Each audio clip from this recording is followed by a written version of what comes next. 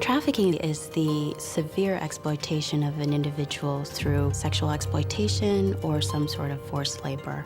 People are tricked or forced or abducted or threatened into situations against their will. Victims can be anyone. They can be men, women, and children of any age, any nationality. They could even be a U.S. citizen. Human trafficking is a very profitable industry, and it's one of the fastest growing crimes in the world. You can only sell a kilo of coke once. With these victims, you can make money off them again and again and again. These are somebody's kids, somebody's parents, somebody's sisters or brothers that are being held in conditions that no American and no reasonable person in the world would find to be suitable. As we all know, slavery has been outlawed for a very long time, but in fact, this is modern-day slavery.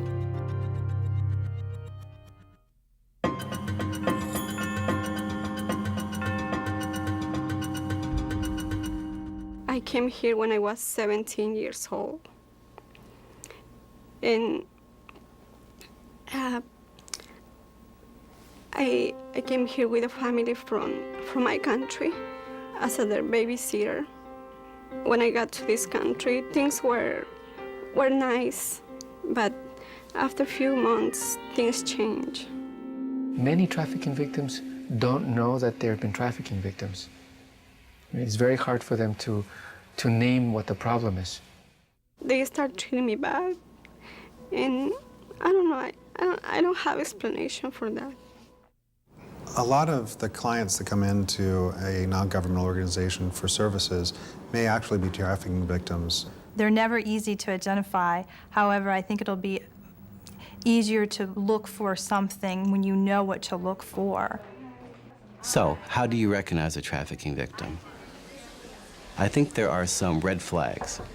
One is that the person seems to be under constant surveillance. They're watched. Someone's always with them. I couldn't go nowhere. I couldn't have friends. I couldn't go to school. So it's critical to get that person alone. Because even if they're with somebody who may say they're a friend, they may in fact be the trafficker or an affiliate of the trafficker.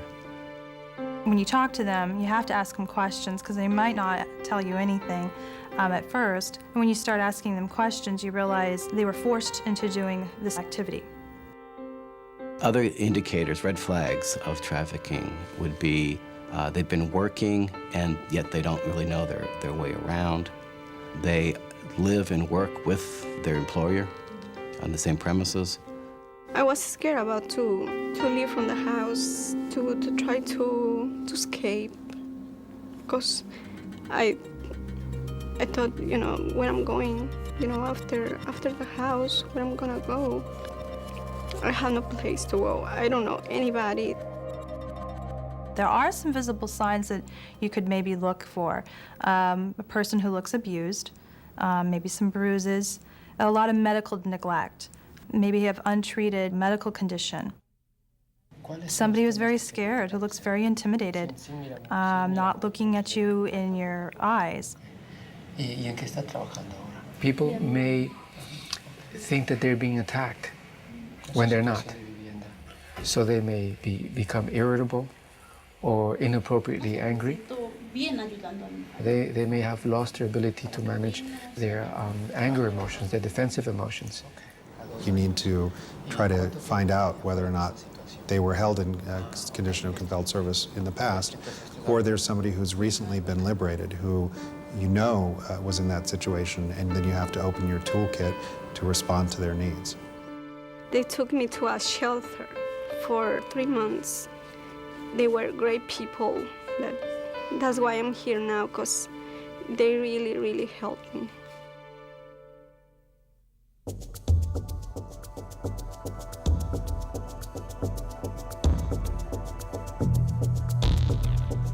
When a big oil pipeline manufacturer in Tulsa, Oklahoma, advertised job openings in India, dozens of skilled metal workers jumped at the chance. But instead of training for permanent employment, the men were treated like slaves, forced to live on factory premises, and paid less than $3 an hour. 52 men managed to escape and sought shelter and legal assistance with help from members of a nearby church. When we encounter somebody who's just been freed from a traffic situation, their needs are the basic needs. They need food, they need shelter, they need clothing. Those things have to be provided. 52 people, they were living in the, 4 or 5 people living in the one room, you know, different rooms. And people were donating the clothes. People were donating the TVs and the air conditioners and the, you know, bed sheets and the blankets. And you can imagine 52 people needs. Everybody has a different need, everybody has a different requirements. Trafficked persons have an overwhelming need for services, and the key is that each individual has such unique needs. Another important aspect is the physical health. So the person needs to generally get a complete checkup, make sure that they're okay physically, that they don't have any communicable diseases. Most trafficking victims have come here to make a better life, and they need to work, for example. So if that part is not taken care of, then it's going to be very difficult for them to make progress. So you have to teach them things like taxes, how to fill out an application for employment, how to fill out a lease to rent a house, how to open a bank account, how to go food shopping, how to get a driver's license. At my home in India, my wife, she got the threatening calls, and this says, your husband left the John Pickle company. He has to go back and join the war. Otherwise, when he will come back, he will have a big trouble, big problem in India. Trafficking victims are most often unaware that they have rights in this country, and through the Trafficking Victims Protection Act, which was passed in October of 2000, they do have rights extended to them, and they are eligible for certain benefits. The Trafficking Victims Protection Act of 2000 has 3 main goals: prevention, protection, and prosecution. The Trafficking Victim Protection Act gave us those tools to do victim-centered prosecutions where we can catch the bad guys but also protect their victims. There is a process that trafficked persons go through called certification, and that comes when the law enforcement federal agents have deemed the individual as a victim of a severe form of human trafficking. Once they are certified, that individual is eligible for all sorts of benefits, the same benefits as a refugee or a political asylee, which means cash assistance from the government, food stamps, they are work authorized, they can access Medicaid, Medicare services. And everybody was scared because everybody paid a lot of money to come here in the United States. And we cannot go back to India under that circumstances. Law enforcement has the option of filing for something called continued presence, which is a statement saying this person is a victim of trafficking and they are assisting me with my investigation. It's critical that they remain in the U.S. during my investigation or prosecution. Then they will have a temporary legal status while you're working to get a more permanent form of relief. T visas are a longer-term immigration status that happens typically after the criminal case is done. It allows the victim to stay in the country and even bring their family to join them, to reunite the families. It's a very good way of making sure that the victims are not retaliated against by being deported back to the home country after they've cooperated with the investigation. And it was a very exciting moment in my life. I seen my family, I mean my wife and my son. Big, last year my wife said, the boy here in the United States, and he's like, now he's an American citizen. While it's important to give the victims hope, you also can't tell them something that you can't deliver on. I think the most important thing to do is to give them the tools to make the decisions in their lives.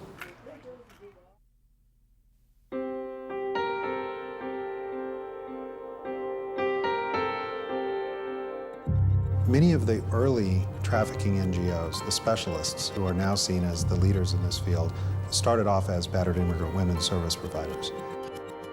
Safe Rising expanded its mission to include human trafficking. We started to see a number of young women initially coming forward with these types of complex cases where they were undocumented, where they were being brought to New York or to the United States, having experienced crimes that would typically be described as trafficking. Doing advocacy for that it's People get scared when they hear about a new subject and think, I don't know how to do that. I wouldn't know how to work with that kind of person. And we had a discussion, as any agency would, about whether this was an issue we felt we could tackle, whether we were equipped to do this, and we thought it was a natural for us since we were a crime victim service agency. They were able to take the tools that they were using for one group of exploited people and immediately switch those over to trafficking victims. I'm from Mexico. When I was 16, I met someone who was older than me. I fell in love with him, so we married. He forced me to work as a prostitute. He told me a lot of lies about the police in this country, that we were illegal, and if I go to the police, they're gonna put me in jail. I believe him. In many of the cases, the traffickers have often recruited people from their hometowns, from their homes, so there's a real intimate knowledge about who they are, where they're from, and their family's situation. And there were a lot of threats made against her, her family, her child. I always want to quit, to run away, and he knew it because he always was like watching me. He never let me alone. He don't let me carry any money, nothing. If you're in another country and you don't speak the language, if your documents are withheld, who do you believe? Where do you go for help? Who's going to believe you? You can't even explain what you want. I got arrested, and that was the last day that I worked. Here at Safe Horizon, we have a counseling center. Lucia was referred to us by a law enforcement agency, and so we were able to respond to her needs. You have to know who to call. You don't want to call somebody for the first time when you hear that there's 50 people in a case. You want to already have your relationships built. Even though we have a very large agency here with a number of programs that we use, we have many partners in the community that add pieces to our program that we don't do. Project Reach is a mobile response team.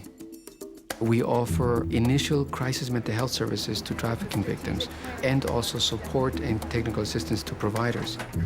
We'll work with the victims and work with the providers to address the immediate mental health needs of trafficking victims. How are you? In some ways, they're very similar to other trauma survivors, rape, domestic violence, but this other dimension of the being in the context of a complex legal system, being out of their country and away from their families, adds another level of stress that makes it very hard to heal from the specific types of trauma that they've gone through. It's definitely important to be aware of someone's body language, their fear level. The fact that for many people who are trafficked, there's a very deep shame factor. We need to help victims achieve a sense of safety. And, you know, when we think about safety, we sometimes think about safety in the outside. But I think we also need to remember that people need to learn how to feel safe inside. I think we have very effective services, and I think that's the key, that we've worked very hard on the relationships that we have in the community.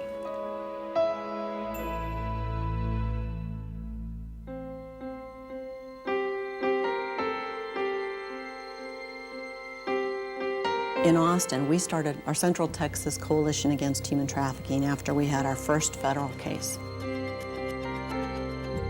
3 young girls were being made to prostitute and had gotten away from the traffickers. The victims were minors. And so all of a sudden we had a few social service providers and a few law enforcement saying, what are we going to do with these minors? At least here in the Austin Police Department, there wasn't a unit specialized to handle that type of situation. It took a lot of manpower and training to understand to decipher what was going on. And we learned the hard way because we did not know what we were doing in the beginning, taking this case on. Who are you going to call at 2 o'clock in the morning where we need to house a victim, whether it be of human trafficking or a sexual assault? I just called every agency in town, and one person would tell me about somebody else, but I didn't know about the refugee service programs because we don't work with them. So that was eye-opening. None of our agencies are all to everything, and so we needed to really bring in all the experts within the community to be able to work with these victims and to make it less traumatic for them. Before, I would have to worry about how do I get a hotel room to put these people in, how do I get clothing. Many times we were pulling money out of our own wallet to satisfy those needs. When I called Katrina, she was over in my office within an hour and just said, we'll help you out here. We know all these different services. We'll find shelter. We'll find this. We'll find this. And ultimately, what happened from that is that we dropped the seeds for the beginning of the Central Texas Coalition Against Human Trafficking, because there was no way any of us could handle this on our own. That was 3 victims. What if we'd had 60 or 100 victims? It would have been unfair for the victims. We met over at some church hall one afternoon, and we called as many people as we knew from the various agencies and organizations in town and asked them to please come and let's put our heads together and let's start talking about what needs to happen. Immediately, we had law enforcement at our coalition meetings. We communicate on a very regular basis, and we built up a level of trust. Robert Sanchez, Austin Police Department Victim Services. Mike Miller with Refugee Services of Texas. Well, our mission is to find human trafficking victims and to rescue them. The more we worked with each other and learned how we could take advantage of each other's services, we found out that we could reach that objective much faster by working together as a partnership versus against each other. And as we grow, we also become more confident and we become more at ease with each other to actually bring up some controversial subjects. Yeah, and she was making cell phone calls from the shelter we had her in the city where she was rescued from to one of the traffickers in another city because he was her boyfriend. Yeah. We wouldn't have even... When I first got into this, I didn't quite realize the safety issues involved. We have to, one, be very concerned about the client and the victim. These traffickers are organized. The NGOs need to be aware that when they're dealing with the victim, that they're also dealing with the traffickers. We do not want to identify, well, our agency is the one who handles all the victims. That wouldn't take much then for someone to find out where their victims are located. We work with, whether it's the Austin Police Department, the FBI, or the immigration, we work with them about these issues. And since the victim and the traffickers are both in the same city, that's what we're a little concerned about. We might be able to move one victim to a different part of the city or even to another city, and that would help alleviate the threat level. Our goal is to take that intimidation factor away from these traffickers and keep these victims safe, and knowing that they are going to be safe in our custody. Not only our victims, but also, too, our providers, our NGO partners are going to be safe. Having that partnership with the non-governmental organizations is vital to these cases being prosecuted successfully and to the victim's safety and to them being able to get all the benefits that they are entitled to. The crime of trafficking is not a crime against our borders. It's a crime against humanity. Through interacting and networking with other agencies, we've been able to learn better how to identify victims of trafficking. Our efforts are to continue to do outreach, to continue to educate every member of society, from law enforcement to social services agencies to different ethnic communities in the area of trafficking. And there's a lot that we can do about it. But we have to be willing to extend ourselves, extend our missions, learn, and get involved.